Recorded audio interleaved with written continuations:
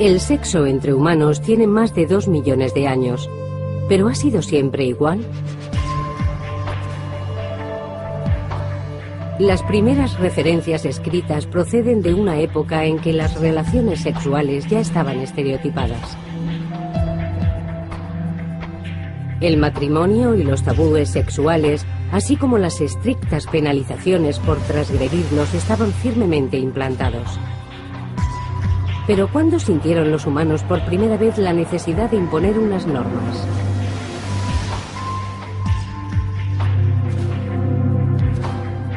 ¿Cuándo empezó el sexo a estar gobernado por la sociedad? El sexo en la antigüedad. La Edad de Piedra.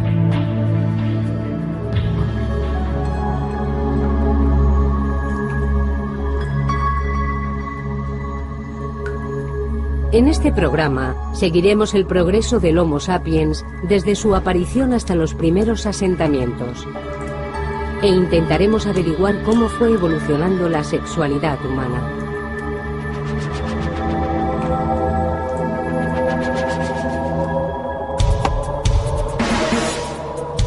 Los indicios físicos son escasos. Pero los expertos han analizado nuestra propia biología, el comportamiento de otros animales y los elocuentes hallazgos de pruebas arqueológicas. Y han logrado elaborar una teoría respecto al modo en que nuestros ancestros prehistóricos vivieron y amaron. La investigación sugiere que el tópico del hombre arrastrando del pelo a la mujer hasta una cueva dista bastante de la realidad.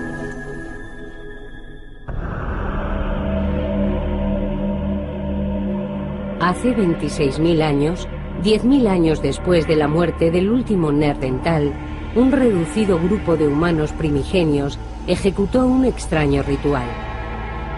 En las profundidades de la Europa de la Edad de Hielo, en lo que ahora es la República Checa, 3 jóvenes fueron enterrados juntos en la misma tumba. Este triple enterramiento es un misterio y también una clave para entender los orígenes de la sexualidad humana. Si pudiéramos comprender qué sucedió aquí, ampliaríamos significativamente nuestros conocimientos acerca de este tema. Los enterramientos eran extremadamente raros en aquella época y este en concreto es único. Uno de los cuerpos aparece con una estaca clavada en los genitales y otro con un cuchillo apuntando hacia esa misma parte del cuerpo. Y se echó polvo de ocre sobre los 3 cadáveres. Este triple enterramiento es el ejemplo más antiguo de una inhumación de naturaleza sexual de la que se tiene constancia. La fosa se conservó durante 26.000 años, casi intacta, antes de ser descubierta en una expedición arqueológica. Y además las circunstancias para excavarla eran propicias. Las posibilidades de que todo eso ocurra son infinitamente pequeñas. Desde su descubrimiento en 1956, cerca de la pequeña ciudad checa de Dolní Věstonice, los científicos han estado tratando de averiguar qué ocurrió. ¿Fue un crimen pasional? ¿Fueron ejecutados por transgredir las leyes sexuales? Se sabe que en el Paleolítico o Edad de Piedra, los pueblos que enterraban a sus muertos en Dolní Věstonice vivían en grupos pequeños y estables de unas 30 personas. Dedicaban el tiempo a cazar y a buscar comida, y por la noche dormían guarecidos en tiendas junto a hogueras de carbón. Llevaban ropa, esculpían herramientas y se trasladaban con las estaciones y la caza. Varias veces al año se reunían con grupos para intercambiar noticias y comerciar. Las personas que vivían aquí hace 26 o 27.000 años se mantenían en contacto permanente con otros pueblos. Intercambiaban piedra y formaban una comunidad cultural que se extendía desde Rusia hasta Francia y Gran Bretaña. Dolní Věstonice no era un lugar remoto, en absoluto, sino un centro esencial para la cultura del Paleolítico. Por eso este enterramiento constituye un hecho de gran relevancia en el proceso de formación de la sociedad europea.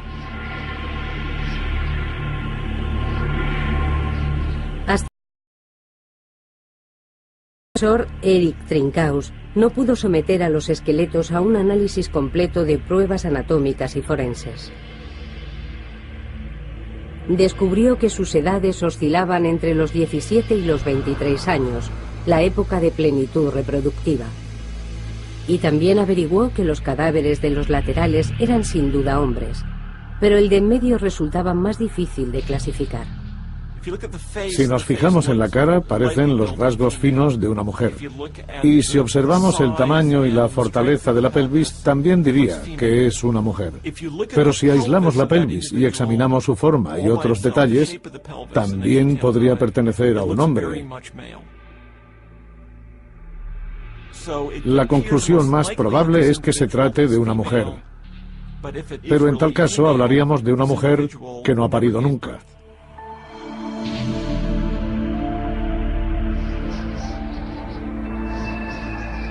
Las pruebas demostraron que habían muerto repentinamente y fueron enterrados pocas horas después, antes de que el rigor mortis apareciera en sus rostros. La importancia concedida a los órganos genitales apunta a que fueron ejecutados por motivos sexuales. Estos 3 jóvenes murieron juntos y fueron enterrados juntos. Seguramente también los mataron juntos. Puede que los envenenaran porque la sociedad no pudiese tolerar su conducta.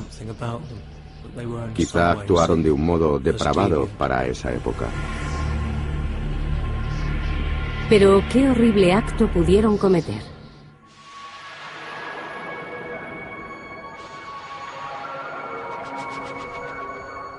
¿Cómo se concebía el sexo en una época tan remota? ¿Existió en algún momento de la historia un tiempo en el que no hubiera normas, una época idílica sin tabúes sexuales? Las investigaciones científicas sugieren que no. La prueba más temprana y mejor preservada del sexo prehistórico son nuestros propios cuerpos. Hace 5 millones de años, los humanos empezaron a diferenciarse de nuestros parientes primates más cercanos. Hace unos 3,5 millones de años, iniciamos nuestra andadura sobre 2 piernas. Hace 100.000 años, los hombres y las mujeres empezaron a asemejarse a nosotros. Y hace 26.000 años, la época en que se produjo el triple enterramiento, nuestros cerebros eran exactamente del mismo tamaño que ahora. Debemos ser conscientes de una cosa. No podemos pensar en nuestros antepasados como en los picapiedras. Si hubieran sido unos seres estúpidos, nosotros no estaríamos aquí. Si vemos al hombre prehistórico como un animal torpe que merodeaba en busca de comida, estamos muy equivocados. Entonces no habrían evolucionado. El hecho de que ya se parecieran a nosotros nos da una pista de cómo harían el amor. Seguramente, el modo en que nuestros ancestros mantenían relaciones sexuales hace 100.000 años se parecía mucho al nuestro. Cuando decimos que eran anatómicamente modernos, nos referimos a que su morfología sexual, sus penes y sus vaginas, coincidían con la de los actuales.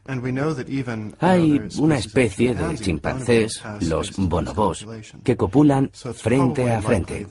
Así que es probable que nuestros antepasados hicieran el amor como lo hacemos nosotros.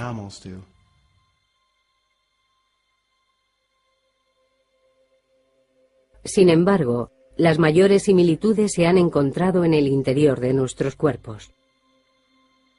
Igual que muchos otros mamíferos, los humanos producimos una hormona especial durante la actividad sexual, la oxitocina. Esta hormona induce sentimientos de unión romántica que vinculan a las parejas. La oxitocina lleva cientos de miles de años afectando a nuestras emociones. Hemos experimentado adaptaciones para crear vínculos duraderos. Las hormonas, como la oxitocina, inundan nuestro organismo cuando hacemos el amor. Y nos acurrucamos junto a nuestra pareja y nos sentimos cómodos y protegidos. Hemos desarrollado la capacidad de compromiso y unión romántica. Puede que las mujeres y los hombres prehistóricos se enamoraran y formaran parejas, ¿pero eran fieles? Los científicos creen que no, y la prueba está en los testículos. Los testículos humanos son muy grandes en comparación con los del resto de los primates. Tenían que producir mucho esperma para poder competir, porque las mujeres copulaban con más de un hombre en el ciclo menstrual. Y el esperma de un hombre tenía que competir con el de otros hombres para fertilizar un óvulo determinado. Así es como se origina la competencia entre esperma, inducida únicamente por la promiscuidad de las mujeres. La desconfianza y las hormonas que inducen al cariño nos llevan a aparearnos, lo que garantiza la supervivencia de las especies, pero también pueden generar conflictos. Los celos y la rivalidad sexual están presentes en muchas poblaciones animales, no solo en los humanos. Pero desde el principio de los tiempos, los humanos han sabido que la promiscuidad no era conveniente. Cuando pensamos en las relaciones durante la prehistoria, debemos pensar en una mujer y un hombre que vivirían juntos y cuya unión estaría reconocida por el resto de la tribu. Y todos sabían que no debían interferir en ese vínculo, aunque para eso todos en el clan debían compartir la misma idea respecto a las relaciones sexuales. Pero además de las pruebas biológicas sobre la sexualidad prehistórica, también contamos con pruebas culturales. Curiosamente, data de la misma época que el triple enterramiento.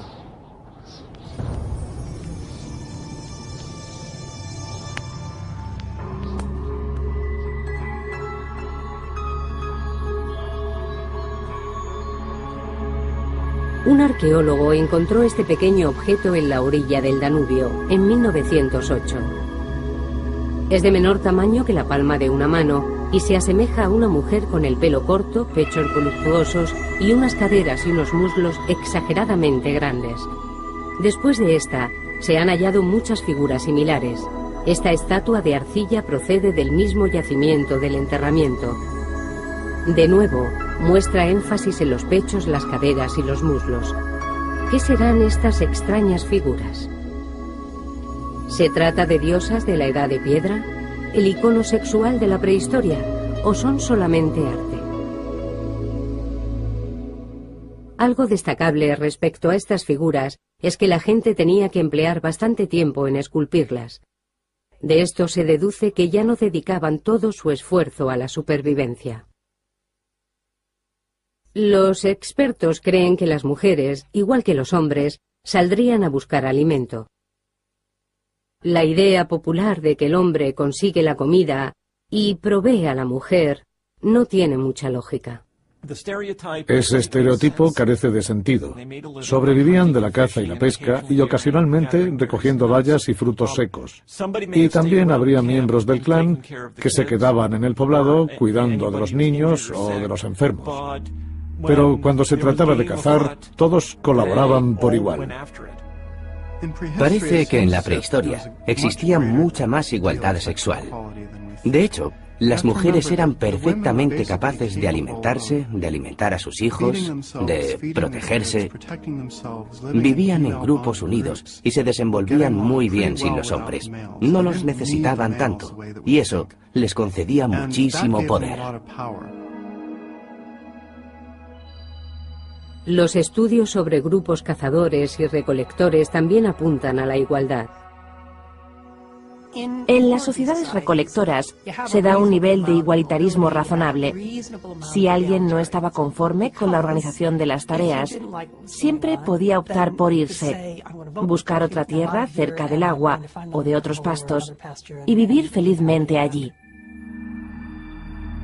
En la prehistoria, la voz de los hombres tenía el mismo peso que la de las mujeres. Era un mundo en el que imperaba la igualdad social y sexual. Sin embargo, dicha igualdad no se refleja en el arte del periodo prehistórico. Actualmente tenemos constancia de 200 de estas figurillas. Las hay de muchos tipos y materiales. Algunas, como esta, están hechas de piedra caliza. Y hay otras esculpidas en marfil de hace 20 y 30.000 años. Han sido encontradas desde Rusia hasta Francia Pero puede que solo estemos ante la punta del iceberg. Seguramente haya por descubrir muchas decenas de miles de estas figuritas más.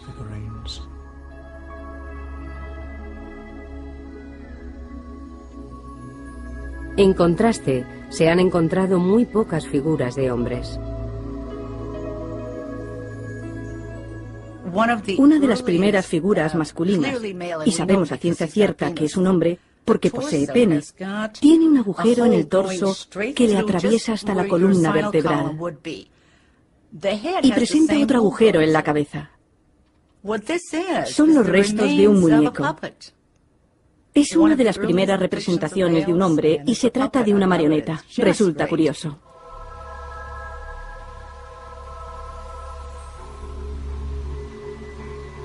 El descubrimiento de las primeras figuras suscitó toda clase de teorías. Según la más popular, en la prehistoria, se consideraba a las mujeres diosas madre. Las rendían culto porque tenían la capacidad de crear vida.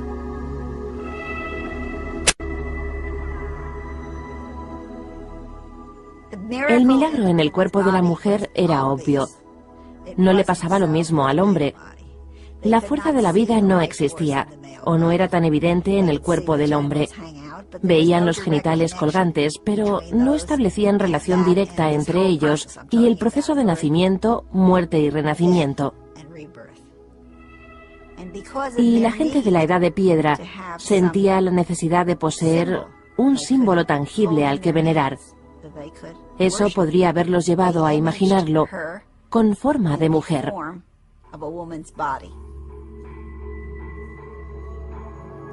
Esta teoría resulta bastante probable. El tamaño exagerado de los pechos, el vientre y los genitales sugieren un vínculo con el sexo y la fertilidad. Pero la teoría de la diosa madre no está universalmente aceptada. Si son imágenes de culto, como se las llama, las encontraríamos en más lugares. Pero no han sido halladas en lugares de veneración. No han aparecido en ningún altar, ni en lo que se considera que pudieron ser templos. Además, muchas de ellas están rotas, y otras muchas se han encontrado en fosas para desechos. El mito no tiene una base firme en la que sustentarse.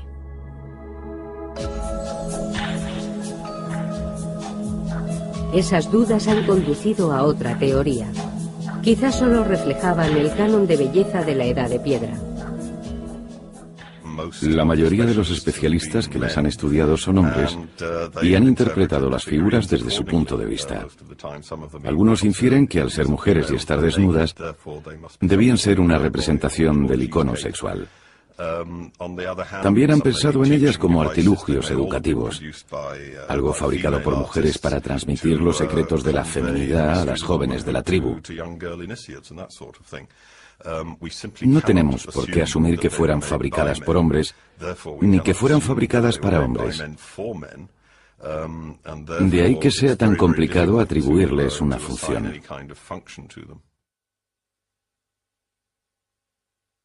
Tal vez no sean diosas madre ni iconos sexuales, pero sin duda lo que no muestran constituye una pista tan elocuente como lo que muestran.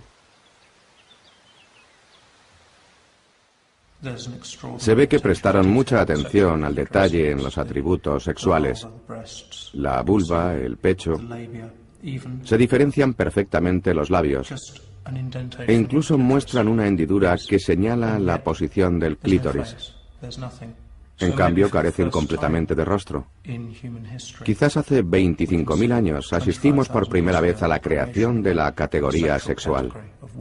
En este momento se empieza a ver a las mujeres como categoría sexual, no como personas individuales sexuadas, y tampoco como representación de un individuo que era amado por sí mismo y por sus virtudes. Eran simplemente un objeto de deseo, algo sin voluntad propia, algo que se podía poseer y con lo que se podía comerciar, algo sin rostro. Si Taylor tiene razón, las Venus indicarían que por primera vez la función sexual de las mujeres tiene prioridad sobre su función como individuos. Y este concepto esencial ha sido reflejado en más representaciones como los grabados en las paredes de las cuevas durante ese mismo periodo. Cuando a principios del siglo XX los arqueólogos encontraron estas figuras, no dudaron en identificarlas como vulvas femeninas. Les han dado nombres extraños, como vulvas estilizadas, vulvas esquemáticas, vulvas inacabadas, incompletas y muchas otras denominaciones. Incluso se llegó a interpretar una única línea grabada en la pared como la hendidura aislada de una vulva. Todo esto nos dice mucho más de los intérpretes que de las personas que esculpieron las figuras. Los problemas que vemos en la prehistoria son los que nosotros mismos proyectamos, porque pensamos que siempre ha sido igual. Estamos aplicando la perspectiva del presente al pasado. Pero a pesar de las dificultades para interpretar los artilugios antiguos, los expertos creen que hace unos 25.000 años se produjo un cambio en la historia humana, y a partir de entonces se vio a la mujer como un objeto y no como a una igual. ¿Pero por qué sucedió? La pista más clara la aporta Dolní Věstonice, el lugar donde se llevó a cabo el triple enterramiento.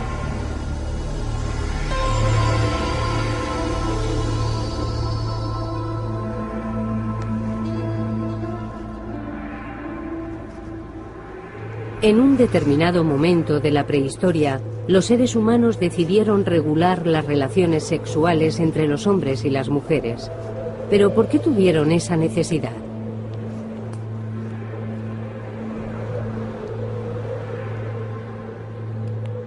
En la Edad de Hielo, cuando los grupos eran pequeños y estaban estrechamente unidos, no se necesitaban normas.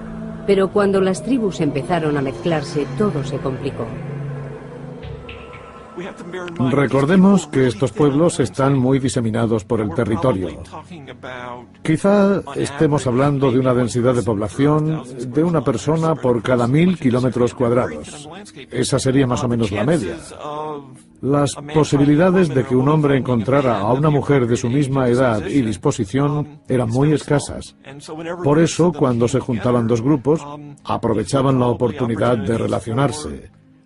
Esas relaciones sociales eran clave a la hora de encontrar miembros del sexo opuesto a los que poder unirse. La colina en la que se realizó el triple enterramiento era uno de los puntos de encuentro más populares de Europa. Las tribus se congregaban aquí y, aunque tenían hábitos y dialectos diferentes, se reunían para hablar, comerciar y conocerse. Dolní Věstonice es básicamente la colina que domina el valle. Por eso eran una referencia para todos los pueblos circundantes. Era el lugar al que acudían cada año desde hacía siglos. Podríamos compararlo con un exuberante oasis en medio de una zona desierta, y a la gente le gustaba visitarlo.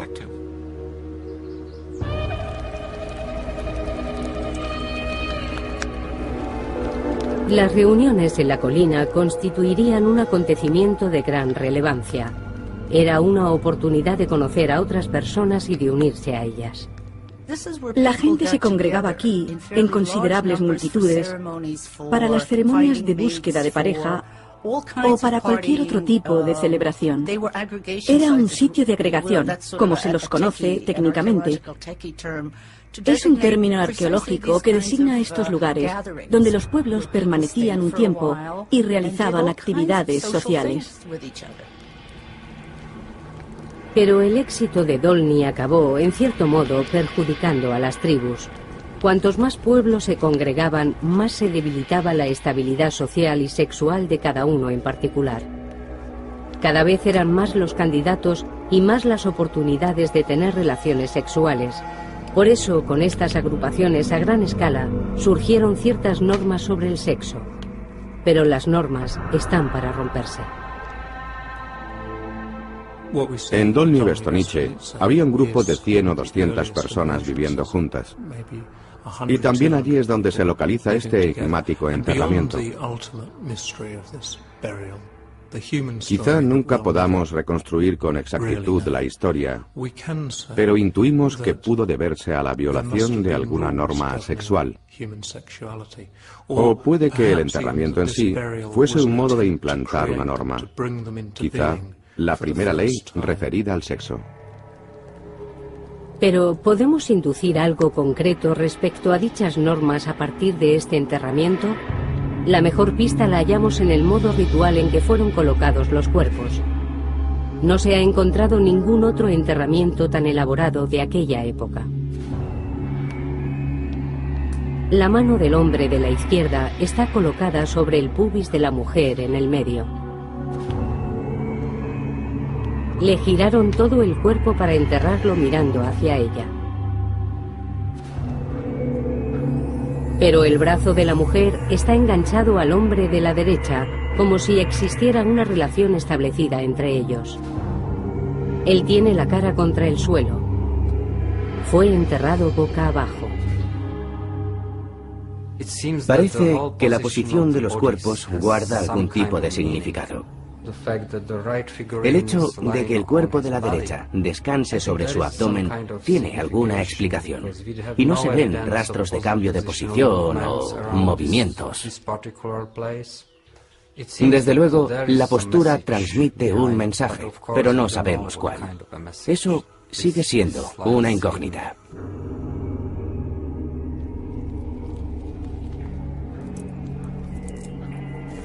En torno al cuerpo de la izquierda vemos algunas conchas como elemento decorativo, y también le clavaron una estaca de madera en los genitales. Echaron ocre rojo sobre las tres cabezas, un polvo de óxido de hierro. Se utilizó en las tumbas y en las pinturas de las cuevas durante toda la Edad de Piedra. En este caso parece aludir a algo sexual. También la zona púbica de la mujer está cubierta con este polvo. La cabeza del hombre de la izquierda muestra una segunda capa de ocre rojo y un diente de lobo. Aquí se ve una especie de costra. Es del individuo de la izquierda. Una gran corteza de polvo rojo y el diente agujereado de un animal. Obviamente, todo esto fue premeditado y tenía alguna intención.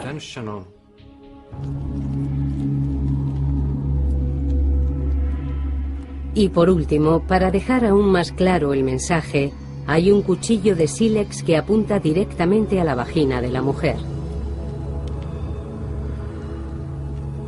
Aislado, cualquiera de estos detalles podría atribuirse a la casualidad, pero todos a la vez indican cierta deliberación.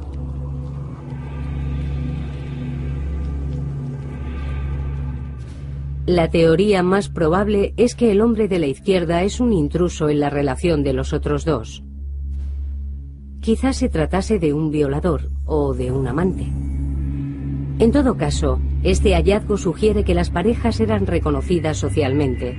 Si una mujer era infiel o si otro hombre intentaba romper esa unión, eran asesinados y posteriormente mutilados. Después se hacía un enterramiento ritual. Este triple enterramiento es el presagio de lo que ocurrirá en el futuro. La evolución de la sociedad hace que el individuo como tal vaya perdiendo terreno. Esta tumba debe completarse como una obra de teatro que pretendía aleccionar a la gente. Si esa es la verdadera interpretación del enterramiento, parece que la vida sexual de nuestros ancestros no se regía por la procreación, pero tampoco era un ideal de libertad sexual.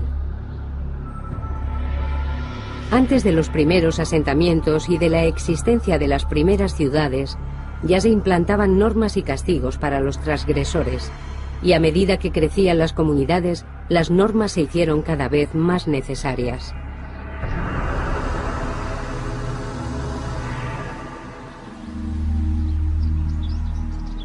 En torno al año 8000 a.C., los hielos que cubrían grandes territorios empezaron a retraerse. Con el incremento de las temperaturas, las tribus nómadas empezaron a asentarse en los pastos. En lugar de recoger frutos, bayas y grano, domesticaron a los animales y plantaron sus propios cultivos.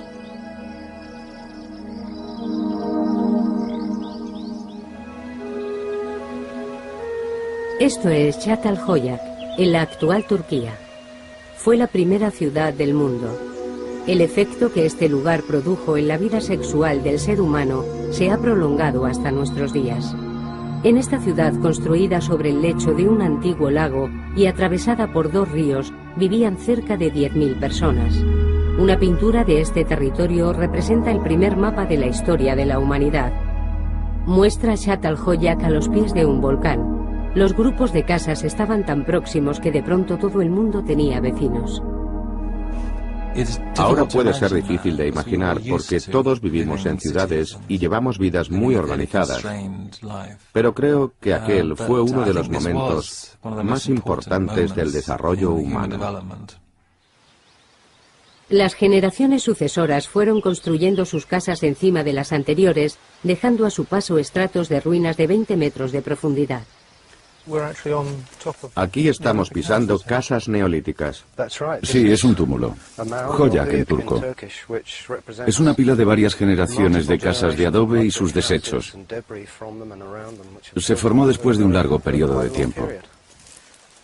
Estos primeros agricultores vivieron aquí más de 700 años y después abandonaron el lugar. Podría decirse que en Çatalhöyük regían normas sobre el sexo y la reproducción diferentes a la de los cazadores-recolectores. Creo que en la práctica debía de haber diferencias considerables. Las excavaciones empezaron hace 25 años y solo se ha desenterrado la 1/4 parte del yacimiento. Esta es una de las casas excavadas.